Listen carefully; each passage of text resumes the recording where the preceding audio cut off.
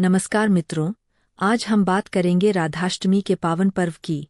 भाद्रपद मास के शुक्ल पक्ष की अष्टमी तिथि को राधाष्टमी मनाई जाती है और यह वही दिन है जब प्रेम और भक्ति की प्रतिमूर्ति करुणामयी श्री कृष्ण की आत्मा कही जाने वाली श्री राधा रानी का प्राकट्य हुआ था। जिस प्रकार बिना जल के जीवन अधूरा है, बिना चंद्रमा के रात अधूरी है, वैसे ही बिना राधा के कृष्ण अधूरे है और बिना कृष्ण के राधा अधूरी है। यही कारण है कि जब भी हम भगवान का नाम लेते हैं तो पहले राधा का उच्चारण होता है और फिर कृष्ण का, यानी राधे कृष्ण। कहते हैं कि जब ब्रजभूमि पर भगवान श्री कृष्ण ने अवतार लिया तो उसी समय उनकी ऊर्जा और शक्ति का प्राकट्य राधा रानी के रूप में हुआ। वृषभानु जी और माता कीर्ति के घर जन्म लेकर राधा रानी ने पूरे ब्रज में प्रेम और भक्ति की गंगा बहा दी। कई ग्रंथों में उल्लेख मिलता है कि राधा रानी जन्म से ही नेत्रहीन थी और जब पहली बार उनका श्री कृष्ण से मिलन हुआ तब उनकी आंखें खुलीं। इसका यही अर्थ है कि राधा की दृष्टि केवल और केवल कृष्ण के लिए बनी थी।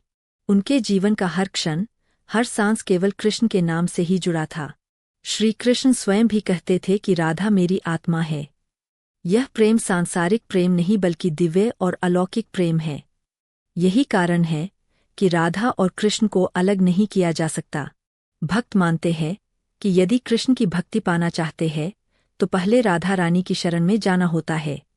वे करुणामयी माता है जो अपने भक्त की पुकार सुनकर भगवान कृष्ण से उसे जोड़ देती है। अब बात करते हैं राधाष्टमी की पूजा विधि की। इस दिन प्रातःकाल स्नान करके स्वच्छ वस्त्र धारण किए जाते हैं। घर के मंदिर को साफ करके राधा कृष्ण की मूर्ति या चित्र को फूलों और वस्त्रों से सजाया जाता है। विशेष रूप से पीले और गुलाबी फूल इस दिन अर्पित किए जाते हैं क्योंकि इन्हें राधा रानी का प्रिय माना जाता है। भोग में दूध, दही, मिश्री, माखन और तुलसी दल अवश्य अर्पित किए जाते हैं। इसके बाद राधा कृष्ण का ध्यान करके व्रत कथा का श्रवण किया जाता है। राधाष्टमी का व्रत विवाह योग्य कन्याओं के लिए विशेष फलदायी माना जाता है।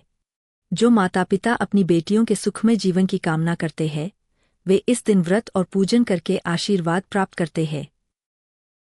विवाहित स्त्रियां भी इस व्रत को करती है ताकि उनके दाम्पत्य जीवन में सदैव प्रेम और सामंजस्य बना रहे। कहा जाता है कि इस दिन व्रत करने से संतान सुख की प्राप्ति भी होती है और घर परिवार में सुख समृद्धि का वास होता है। ब्रजभूमि में इस दिन का महत्व और भी बढ़ जाता है। बरसाना, जो राधा रानी की जन्मभूमि मानी जाती है, वहाँ राधाष्टमी के दिन भव्य मेले लगते हैं। चारों ओर भक्ति संगीत गूंजता है, राधा कृष्ण की झांकियाँ सजाई जाती है और हजारों भक्तजन दूर दूर से आकर इस पर्व में शामिल होते हैं। कहते हैं कि इस दिन बरसाना और वृंदावन का माहौल ऐसा हो जाता है जैसे स्वयं राधा और कृष्ण वहाँ उपस्थित होकर अपने भक्तों को दर्शन दे रहे हों। राधाष्टमी केवल एक धार्मिक पर्व नहीं बल्कि यह हमें सिखाती है कि सच्चा प्रेम क्या होता है। यह पर्व हमें यह भी बताता है कि भक्ति का मार्ग त्याग और समर्पण से होकर जाता है।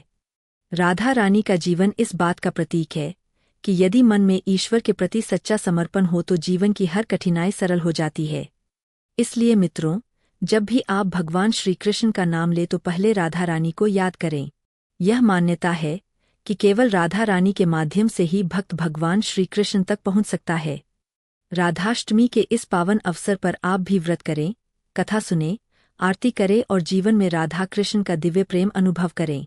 इस दिन किया गया जप, ध्यान और भक्ति आपके जीवन को हर दृष्टि से सफल बनाता है। अंत में यही कहूंगा कि 2025 की राधाष्टमी आप सभी के जीवन में सुख, शांति और समृद्धि लेकर आए। आप सभी के परिवार में प्रेम और सद्भाव बना रहे और राधा रानी का आशीर्वाद सदैव आप पर बना रहे।